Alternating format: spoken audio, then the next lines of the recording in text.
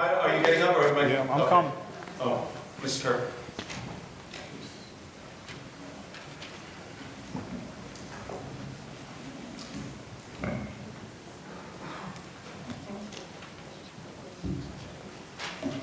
I just had a question with the live streaming and the video where you're not spending money. We have assistant volunteer coaches that we don't spend the money, but they're approved through the district. Is that something that would be looked at? Possibly have someone who would, Mr. Pusko possibly, volunteer to do that and help you out with that. That's just an idea, as opposed to spending my daughter's money from her education. Thank you. Debbie Berger, a Commack resident. I received a letter I wanted to read to the school board, to whom it may concern. This was given to Dollars for Scholars of Commack, which I am vice president of. In receipt of the Dollars for Scholars scholarship check for our student, I don't want to mention names, pertaining to the 2013-14 academic year at Buffalo State College. We would like to thank you for your generosity in assisting our student with their college expenses. Federal and state funding does not always provide enough financial support needed by a student to cover all their college costs. As you know, qualifying for outside funding is an immense help in lessening a student's financial worries while attending school. It is our hope that your organization is aware of just how much your gift is appreciated, not just by our individual students, but by our campus community as a whole. If not for organizations like yours, many students would acquire substantial college debt or just not be able to further their education. Once again, thank you for your generous contribution in an effort to assist our students in obtaining their educational goals. Sincerely, Tracy Seifert, Financial Aid Assistant. So thank you. Thank you. Thank you, Debbie. All right, first, regarding the videotaping, I think you're just pandering to everybody because the cost is zero. I'll give you the camera, I'll give you the stand, that's free, okay? She already has a YouTube channel set up for Commack YouTube channel, correct? How much does that cost you? Zero, right? Am I correct? Yeah, she's nodding her head, yes, for the record. So you have to free, she's here, I'm sure she's getting paid to take the pictures, but how to set up the camera and press record. I don't think we'd have to pay her any and I don't even volunteer to press the off button when we leave. So you're pandering to people. The same thing with the farm, okay? You bring them up with a good idea about starting a committee. You guys say, well, give it to the historical. What has the historical committee done on that farm in the last 10 years? What has anybody done, by the way? They've not been allowed You wouldn't let me go on the farm to get estimates for repairs. So I could go to people and give them an idea to take this thing. You said no. You were in the middle of, you sued us about the farm. Exactly. I'm not going to let a litigant sue. I didn't sue you, first of all. No, you sued the board. We didn't sue you. Okay. We're back to semantics. Go ahead, continue. We went to court to be interveners to help you defend the case that you said in public you weren't going to defend. So you've done nothing but push the can down the road. You've done nothing. You haven't gone to what artifacts has your historical committee taken out of that farm? With a leaking roof, with walls falling down. Dan, you are incorrect because the Historical Society actually has removed significant artifacts and they are being secured. So is there anything left in the house? Oh, there's plenty of stuff. Is there stuff in the barn? There's, and it's protected. Right now, kids can't be in there destroying this stuff, right? Well, So you've done nothing to protect the stuff, but you want the historical committee to take it over. No, we want to offer a suggestion. Dan, the barns are locked up. Dan, can I ask you a question? Because I made a statement earlier that there were 3 points of view when we were doing the sale a couple of years ago. There were people who voted yes to sell it. There were people who voted no because they didn't want to sell it. And there were people who voted no because they thought it was too much money. Would you mind telling me how you voted and why? Well, as long as it doesn't count towards my 3 minutes. It does not count against your 3 minutes. Yes. I voted no to selling the farm because you guys did it in the middle of the night again. Dan, thank you for that comment because I want to tell you, I put in a Freedom of Information request a while ago.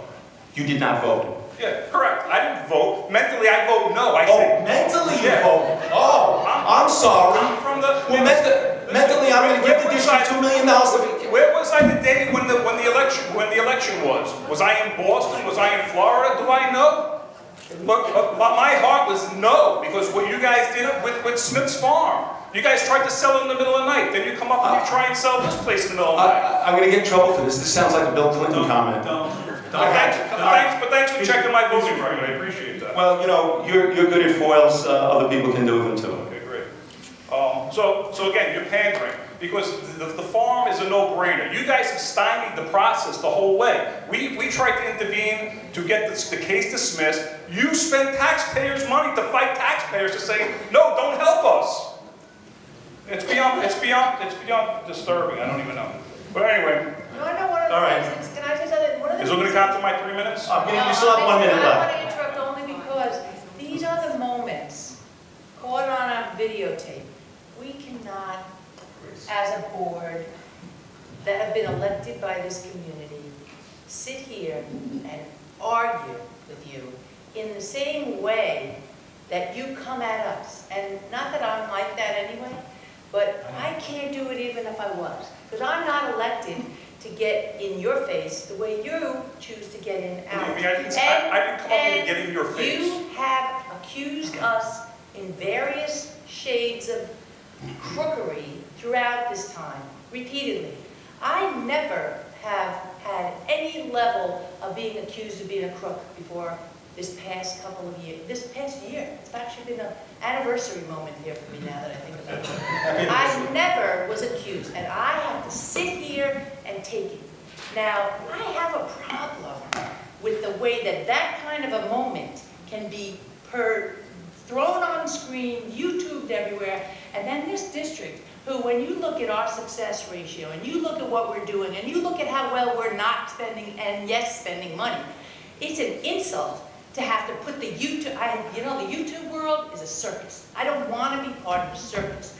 I'm trying to do something that does help a couple of people who want to watch, see what's going on in a meeting that can't get here. But I shudder to think what can happen when we put this all together and I still have to sit here and take it, because I'm not going to reduce myself to the way I am treated. I will stay the way I am because I was elected to do that. But it's not right that that's the way it could go, and I'm not in favor of that. I don't even understand what you said, to be quite honest with Which is you. You're a interesting. public servant. You put your name in a ballot to be voted for an office. Stop. You were elected, but now you don't want people to see you acting Go out. back to your first sentence. You have. You did not understand the thing I said because Correct. you didn't listen from the minute I opened my mouth. That's okay, but don't start telling me who I am, okay? Because I don't want to hear it. I'll tell you, I'm going to not listen, so don't speak. You have 1 minute left, Mr. Buster. All right, here we go. I was going through the policy books at the library. They're a mess.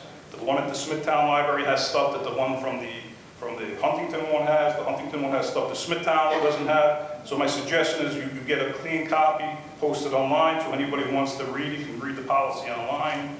One of the items in there was the nepotism clause. Smithtown has it, or vice versa. Huntington doesn't have it. There was an incident on a bus this week, or last week, where the kid getting his arm broken. I'd like to make a suggestion that we put cameras or require the bus companies that we contract with. We've already done. Put cameras on all the buses, not just one bus, but all the buses. Okay. We got $10 million we got left over to pay for that. Open, and I didn't even get into that. I didn't know, I wasn't prepared tonight for the budget numbers, but what is the 1.6% increase relate to in dollars? I mean, last year was 2.8, and that was equated to $250 per household. Oh. So what is the 1.6 going to equate to in our taxes? So what it's going to relate to as far as the average house you're talking about? Yes, correct. Yeah. If you don't have that, we can present it at the next meeting, Mr. Newman. Okay, let's do that since I don't have it. And just No, let me make it. No, I know she doesn't. I realize she doesn't have it. Is there some way we put this up on the website in the next couple of days? I don't know. Would that?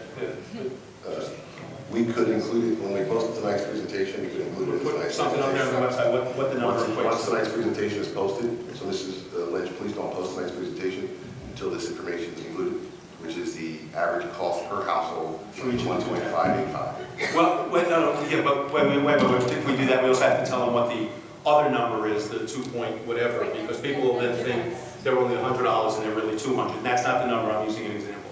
No, Mr. Newman understands. You understand the request, right? I believe it. Okay, thank you. Okay, well, it leads up to the next question. Our budget this year is $179 million. With this increase you're proposing, what is our budget going to go up to? From $179 million to what? We're talking about the 2014. The budget that was approved last May is the budget. So the spending plan associated with the tax levy increase is actually lower. So what you're saying is they're collecting less money because we gave the $10 million, $9.7 million is returned. The district no longer has it. So that lowered the tax levy. So we're not going to collect it for next year or this year? for this year. Next year's budget hasn't been developed All yet. right, so what you went through tonight was you were reducing the 2.68% tax levy to 1.6% for this year. Except that it's going up because of people who grieve. You understand that? The levy. So it was The levy. 2.91 is what was. The answer is yes. Yes, Okay, yes. very good. That's good news. All right, your time is up. Next. By the way, thank you for the cake tonight. It was delicious. I know you spent all day baking it. I did, being Pastor. I wasn't able to be here before I had to leave to attend the wake, so I just wanted to know, how did the kids do? Because really, that's why we all come out, it's about the kids, but I didn't get that. And you know what? Thank you for saying that, because that is really the reason we do this. And we don't get back to education enough. So thank you.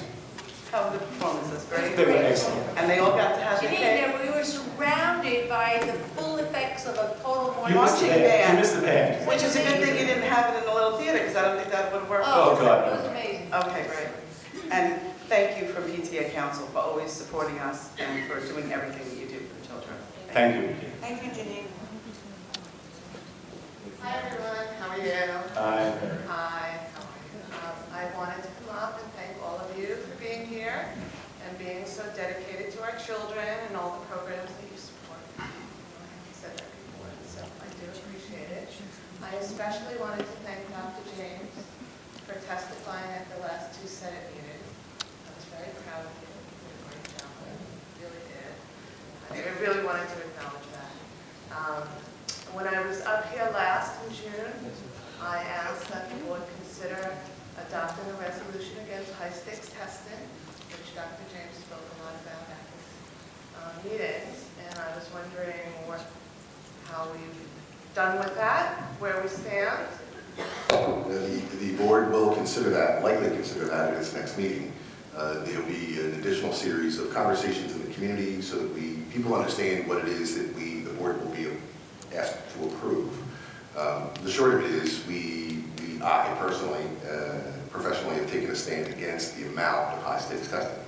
I think high-stakes testing certainly has some positive components when used appropriately, but to this degree, to this level, at this age, is simply wrong for our children from both an instructional as well as an emotional component. So those meetings will continue, and then I'll be bringing that resolution to the board at the November meeting. And then at that November meeting, the board, we're going to begin a state of the district at that meeting, and I will speak to this publicly and then ask the board to consider that resolution.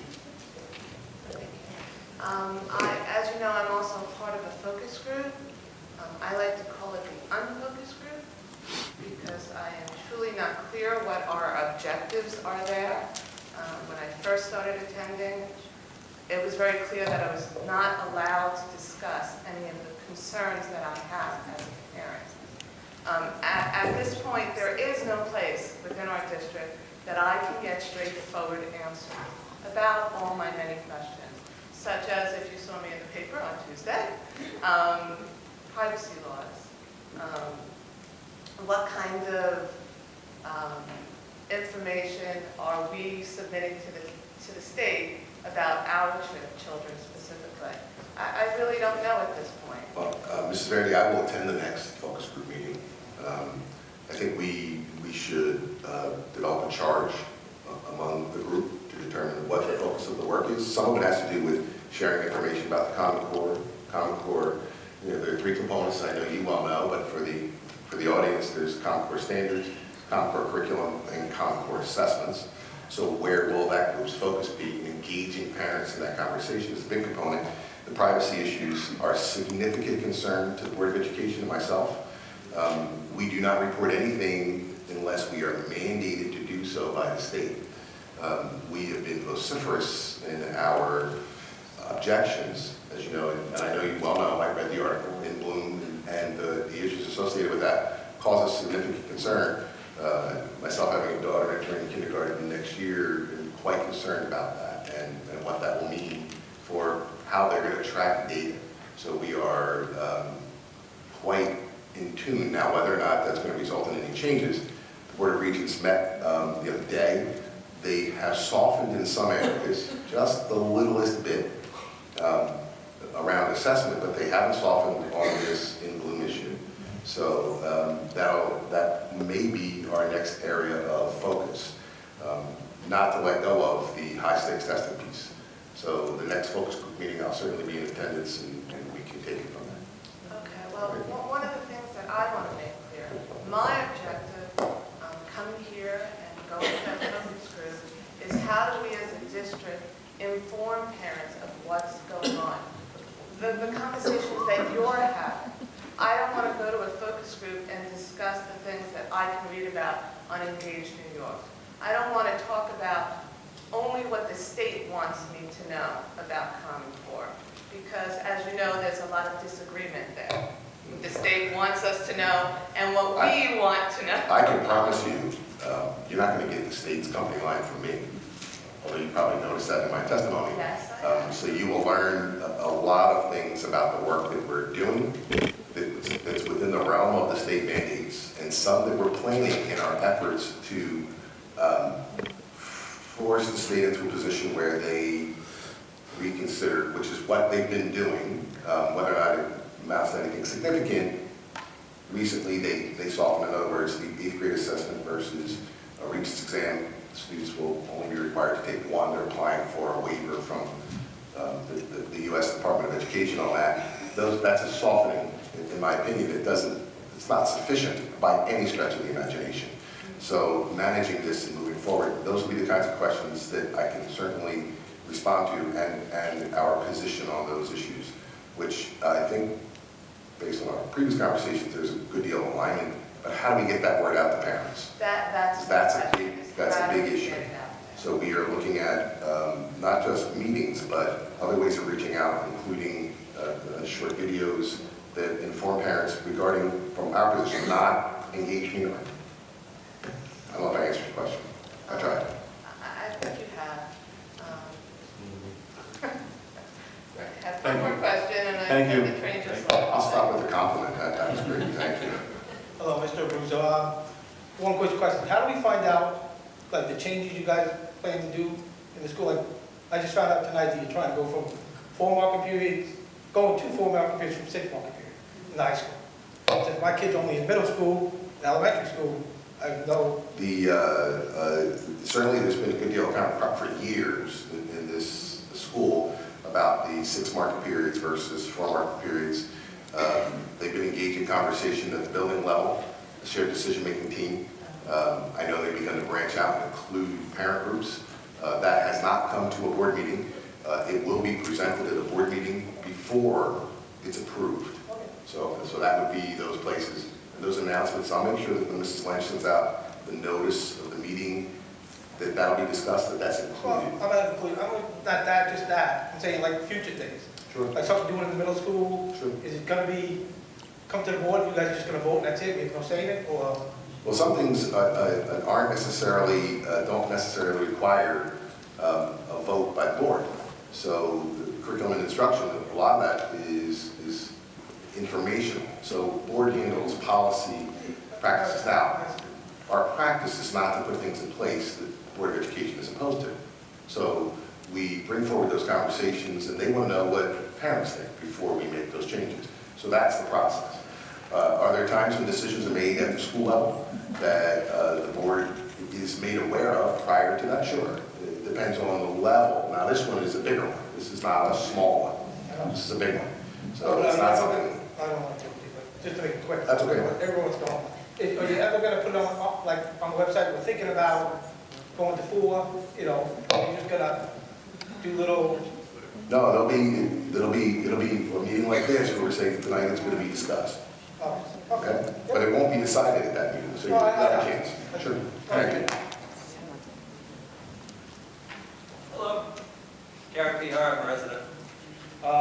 First, I was glad to hear that the board is going to consider a resolution against the high-stakes testing. I was at the last assembly meeting with Dr. James, and I completely agree with everything that you said. And I submitted my testimony, and I took the time to read it. I appreciate that about what I think is really unnecessary and excessive testing at the K-2 levels. So I was glad to hear that. I have a couple other points, but I'm going to try and tie them together for time purposes.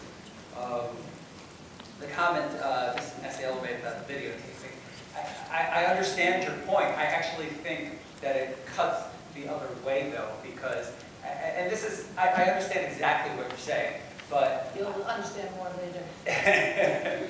But I feel like there's a lot of misinformation that gets around, and I think that, and I agree, people probably aren't going to sit there and watch 3 hours of a board meeting, but I think that a lot of the things that happen, if people could see for themselves what happened, what the personalities are, what is being said, and how people are speaking to one another, I think that they would get a better perspective as to what is actually going on, because it's very easy to walk out of this meeting and say, I made this point, and I made it very lucidly, and then you watch a video of somebody screaming and yelling for 3 minutes. So I think what you're saying, and I understand. I used to think that too, but go ahead. Okay, so maybe I'm naive, and it wouldn't be the first time. I think if people looked at the video, Jared, I think they'd be pretty disappointed of both sides of the spectrum. That they would say that, again, what is the focus on the children on what Ms. Berry said, which is Common Core, getting positive letters like Ms. Berger, but we're arguing over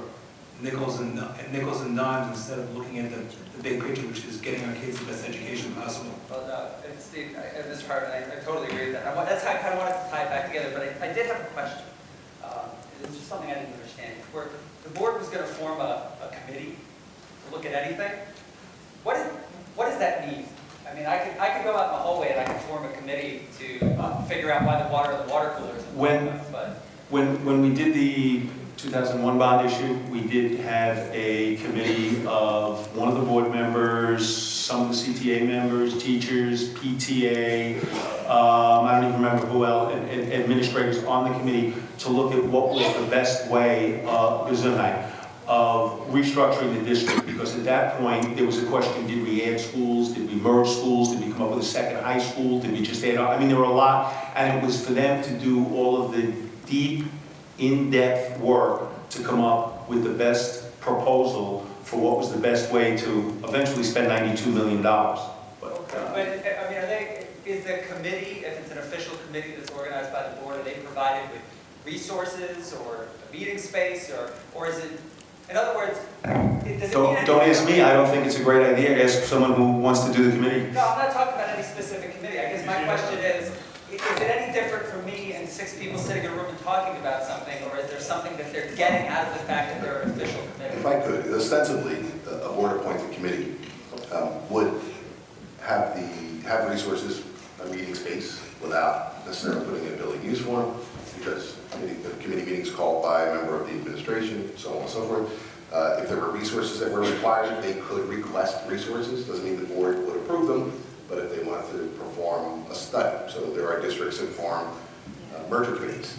That calls for resources. Something else that typically goes along with a board-appointed committee is a charge, a specific written charge. This is what we would like you to look at and the information that we would like you to advise us on. So typically if you do that and it's a board-appointed committee, that's the type of committee. Those are the types of things, as you're alluding to, as opposed to those that are meeting and just getting together and saying, well, this is what we think. Not that that's not important. We do want to know what people think, but an official committee would typically have those 3 other components. They might even issue a report to the board in public session, as opposed to coming to the microphone. They would be asked to maybe provide a report to the Board of Education. So that's typically what you would do if you had an official committee. Theoretically, if I felt strongly enough about an issue and I had 10 or 20 people, we could all meet and come up with some ideas, and then I can submit them to the board, just as I emailed my testimony and say, here, could you guys consider this? And if it's a good idea, you guys would sit down with it, right? Yes, without a doubt, yes. So it wouldn't really need. And there have been groups around town that have met based Right. upon the Marion Carl issue and Other issues. other issues. And anything that they were able to bring to us that was in any way operable upon, we would follow up. Right. But Jared, I don't want to rush you, but we still have to go into executive. If you could. Yes, no, sorry, I just didn't understand what it meant to be a board committee, and, you know, the thought that, you know, if you were organized beforehand, maybe that would help. Okay, and I just wanted to say, I support what you said about, Mrs. Messiel, about having qualifications, because, you know, I'm a lawyer too, and by the way, I agree with Mr. Campanelli said about the block billing, because I get that all the time. But that's a little aside. I understand that there's litigation going on, and there's a lot of other factors going on, and that this is a property that, you know, probably has a lot of just, in addition to the restrictions, but you have to kind of know what to do with property. Just having a bunch of people sitting around kind of talking about it, to me, smacks of spinning wheels. And I think that I wouldn't want to waste my time. Jared, I'm going to call you on time if you. Okay, all right, I'm done. That's it. Okay, thank you. Anybody else? Can I get a motion to adjourn into exec session to discuss personnel and a legal item? Motion, I'll make the motion, seconded by Mr. Hartman. Discussion, all in favor? Passed unanimously.